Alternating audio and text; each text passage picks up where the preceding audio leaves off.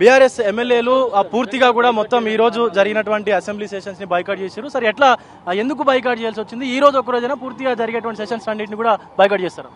ఈ రోజున ముఖ్యమంత్రి మాట్లాడే వైఖరిని చూసిన తర్వాత ముఖ్యమంత్రి అక్కడికి వచ్చి ఒక క్వశ్చన్ మీద గంట సేపు మాట్లాడి 1:30 మాట్లాడిన తర్వాత మాకు మాట్లాడే అవకాశం ఇవ్వకుండా చేసిన వైఖరికి మేము అపోజ్ చేస్తూ, ప్రజలు మమ్మల్ని ఏం కోరుకుంటారు, వారి అంశాల మీద మాట్లాడమంటారు. ప్రతిపక్షం అధికార పక్షాన్ని నిలదీయాల్సి ఉంటుంది. క్వశ్చన్ అవర్లో కూడా 2 గంటలు క్వశ్చన్ అవర్ పెట్టింది, ఒక్కటే క్వశ్చన్కి 2 గంటలు పెట్టిన సందర్భం ఇంతవరకు అసెంబ్లీ చరిత్రలో లేదు.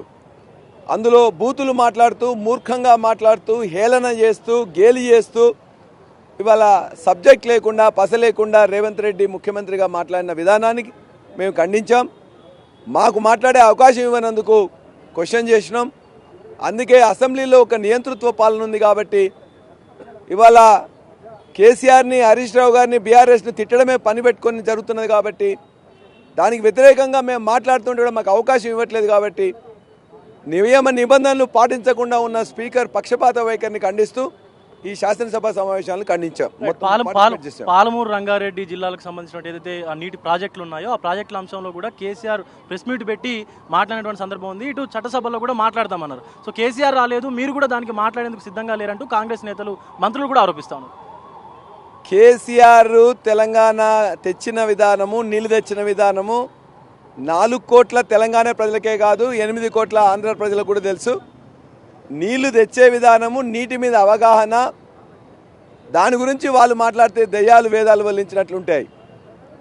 బనకచెర్ల ఏ బేసిన్లో ఉందని తెలియని ముఖ్యమంత్రి, ఏ ప్రాజెక్టు ఎక్కడ ఉన్నదో తెలియని ముఖ్యమంత్రి ఇవాళ నీళ్ళ మీద కేసీఆర్ని ప్రశ్నించడం అంటే ప్రజలు నవ్వుకుంటా ఉన్నారు. దానికి సమాధానం రేపు వారు ఏది మాట్లాడినా వారు అసెంబ్లీలో మాట్లాడేదానికి మాకు అవకాశం ఇవ్వట్లేదు. కాబట్టి వారు పెట్టే పవర్ పాయింట్ ప్రజెంటేషన్కి మేము కూడా తెలంగాణ భవన్లో పవర్ పాయింట్ ప్రజెంటేషన్ ద్వారా ఈ ప్రజలకు వెల్లడిస్తాం. అవసరమైతే పాలమూరు రంగారెడ్డి జిల్లాలకు సభలు పెట్టి కూడా అక్కడ ఉన్న ప్రజలకు వివరిస్తాం. ఆంధ్రాలో ఎవరు అధికారంలో ఉన్నా కూడా తెలంగాణ నీళ్లను దోచుకుపోయే విధంగానే ప్రయత్నిస్తూ ఉన్నారు. ఇటు అధికారంలో ఉన్నటువంటి కాంగ్రెస్, ప్రతిపక్షంలో ఉన్నటువంటి బీఆర్ఎస్ మాత్రం కళ్ళు మూసుకొని అంటూ కల్వకుంట్ల కవిత కామెంట్ చేశారు. కవిత గారు ఎవరు చెప్తూ మాట్లాడుతున్నారో మేము చెప్పాల్సిన అవసరం లేదు. కవిత గారు ఏ ఉద్దేశంతో ఏం మాట్లాడినరో నేను వినలేదు, చూడలేదు. పూర్తిగా చూసిన తర్వాత వారు మాట్లాడే విధానం గురించి ఎవరికి నష్టం చేస్తుండో చెప్తాను.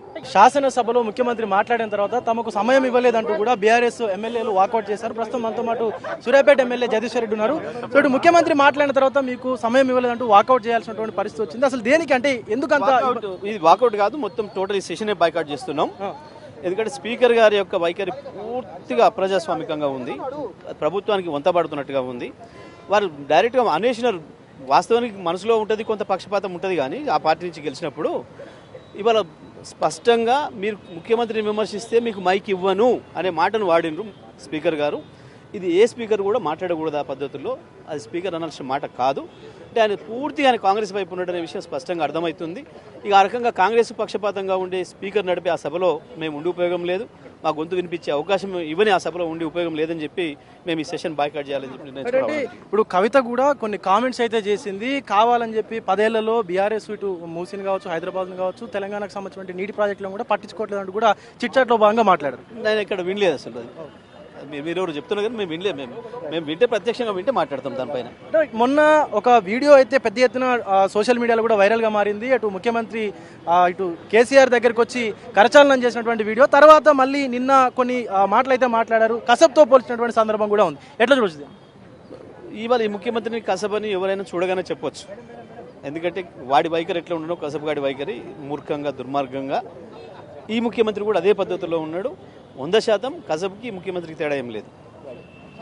సో ఇటు మొత్తానికి బీఆర్ఎస్ ఎమ్మెల్యేలు అయితే పూర్తిగా ఈ రోజు జరుగుతున్నటువంటి శాసనసభలని బైకాట్ చేసినటువంటి పరిస్థితి కనిపిస్తూ ఉంది. ఎందుకంటే ముఖ్యమంత్రి మాట్లాడిన తర్వాత క్వశ్చన్ అవర్లను ఎక్కువ సమయం తీసుకోవడం, అలాగే తమ గొంతు నొక్కేటువంటి ప్రయత్నం చేస్తుంటే కూడా స్పీకర్ అడ్డుకోలేదంటూ కూడా పూర్తిగా బీఆర్ఎస్ ఎమ్మెల్యేలు అయితే ఈ రోజు శాసనసభని బైకాట్ చేసినటువంటి పరిస్థితి కనిపిస్తూ ఉంది. Video journalist Srikanth, Vijay, big TV, assembly దగ్గర నుండి.